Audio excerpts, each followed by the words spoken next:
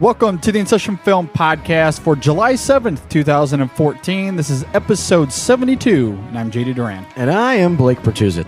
You're listening to the InSession Film Podcast. This is episode 72. All right, Blake, we're going to have to perform a full exorcism. Are you ready? What the fuck? Sun her out, she's off the handwell. She drugged? She's been sedated. You know this lady? Yeah, her name is Jane Crenna. You got a name? Joe Mendoza. She's one of my charges. One of your charges? What does that mean? I'm a Jesuit priest. Where's your collar, Padre? I work undercover, like you. You going with her? He's here at the family's request. They felt she needed a specialist. You a psychiatrist, too? No, I'm not. Can you tell me exactly how she was behaving when you first saw her at the zoo? Like she was nuts? That's how? When you arrested her, did she seem unusually strong? No. Why? No reason that would interest you. But if you do think of something more specific, or if I can be of any help, please call me. Okay. All right, Deliver Us from Evil is directed by Scott Derrickson and stars Eric Bana, Edgar Ramirez, Olivia Munn, and a few other people as well. All right, Blake, what did you think about Deliver Us from Evil? Well, you know, like we started out mentioning there, it's an odd time of year to see a horror film. And I guess one thing I will say in general, that I guess is about the genre here, because I actually, for the most part, am kind of a horror fan. Not a super fan. I'm not going to pretend to know, all kinds of crazy ones out there. But I do like the genre for the most part here. There's nothing better than, a bored night at home and looking up some crappy horror movies on Netflix. I enjoy that. What I will say is I like that the bigger budget ones, that we're getting to these days, are focusing more on, genuine scares for the most part here, paranormal type stuff, and I like that that we're getting away finally from the quote unquote torture porn of Saw and Hostel and all that kind of junk. There was no real reason for that. There's nothing scary about that. It's just to look at, we have special effects that can make it look real now, so it's not like, I prefer something like The Evil Dead from way back in the day that's just like absolutely ridiculous. Because why not be? Why not have gallons of bright blood Hawaiian punch really blood thrown through the screens, No, but off topic there for a minute, Bo. No, but for the most part, I like horror movies of this type here, but the thing was that it sold itself as a horror film, but it kind of wasn't at the same time. There was a lot of, crime drama aspect to it, which I liked. Yeah. And then when you really get into it, not to be in any spoilers or anything, there's a lot of personal battle going on inside of Eric Bana's character.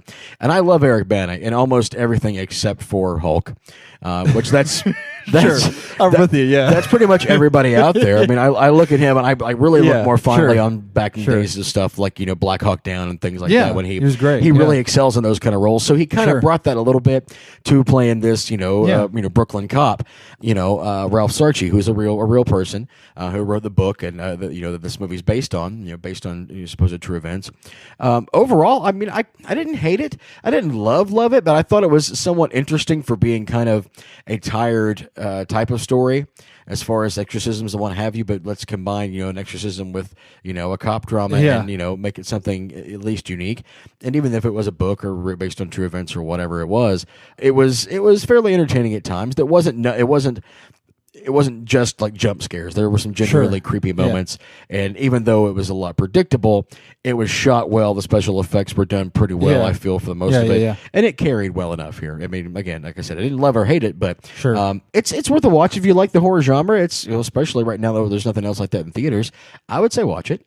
Blake, one of these days, we're going to disagree. It's going to happen eventually. One of these days. Well, and it's going to be a big moment. Oh, it's going to be huge. We're going to have to make sure and promote the hell out of that show. Because people need to know. But I feel like I've been saying this a lot lately over the last couple months, but you're stealing my thunder with what you're saying. I completely agree with you. I guess the one little difference is I'm not a huge fan of the genre, and not because the films aren't good or anything. It's mostly just because I'm a big scaredy cat. Yes, you are. I can't handle it. But that being said, I completely agree. This film is enjoyable on a certain level. The critics have completely bashed the crap out of this movie, and I think it's pretty valid for a lot of reasons. When you're talking about the actual horror film aspects of it, it's very tropey. It's very stereotypical, predictable. There's nothing new added to the genre here. But I think the difference between what the critics are saying and what I feel about the film is exactly what you said about it, where this was sold to us as a horror film, but for me, this was more of a character study and a crime thriller masked in a horror film. Exactly. I agree completely with you there, especially as you get later on into the film. Some of the things that like play throughout the earlier parts of the movie start to make sense when the pieces start to fall together.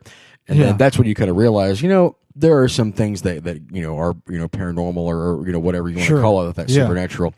But it's more of a personal story than it is that it's not all about, monsters and demons and what have you. There's a lot of personal stuff that goes on through it, and it all makes sense. Yeah, absolutely. And I mean, and maybe this is a little bit of a spoiler, but I think if you know the premise of the film, you're probably going to know this kind of going in. But for me, there was actually two types of exorcisms going on here. Mm-hmm. There's the one that is on the surface, the one that Derrickson and company are really going for toward the end of the film.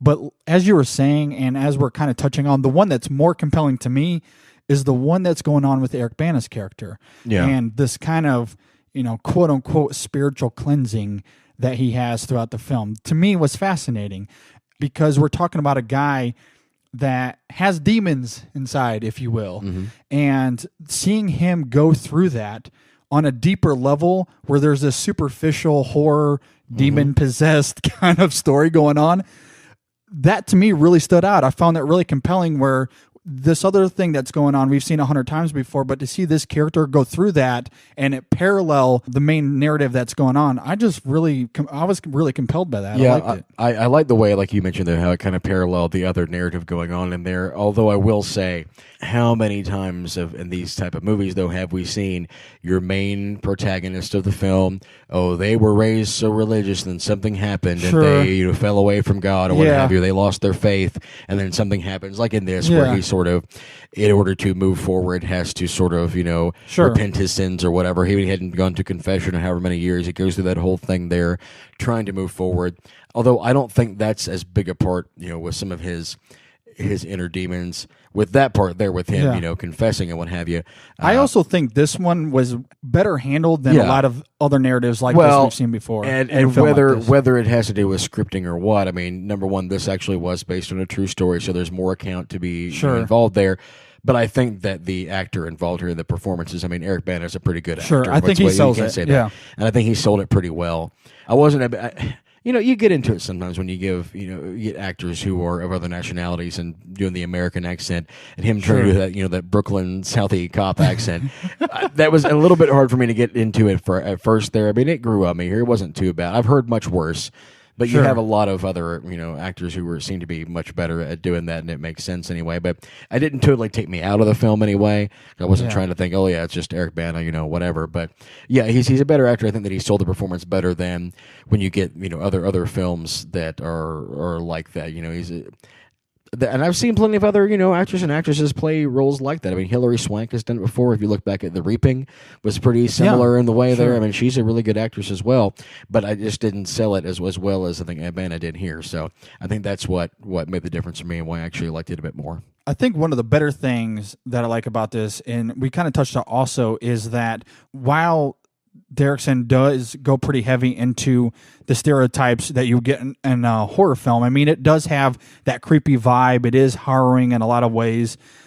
But I love that there was this crime thriller drama that was thrown into it, because there is like a lot of POV aspects from the cop's perspective, just trying to solve this mystery and this crime, and how these three guys are related, and how that goes back to when they were in Iraq and different things like that. Like, they do go pretty heavily into the investigation piece of it. Yeah, and I found that pretty interesting amongst all the demon-possessed stuff or whatever that's going on. Like, there was an interesting just cop drama that really worked for me on top of the character stuff that we were just talking about. Yeah, but both kind of worked well together in that way, and it was paced out well enough with those two aspects of it, and they intertwined them well enough that it was still pretty entertaining. Again, that you didn't get into just nothing but, it wasn't just another, redo of The Exorcist in there. There was a lot of other, like you said, the investigation stuff going through with it. There was a real case to solve, and it kind of helped out with that.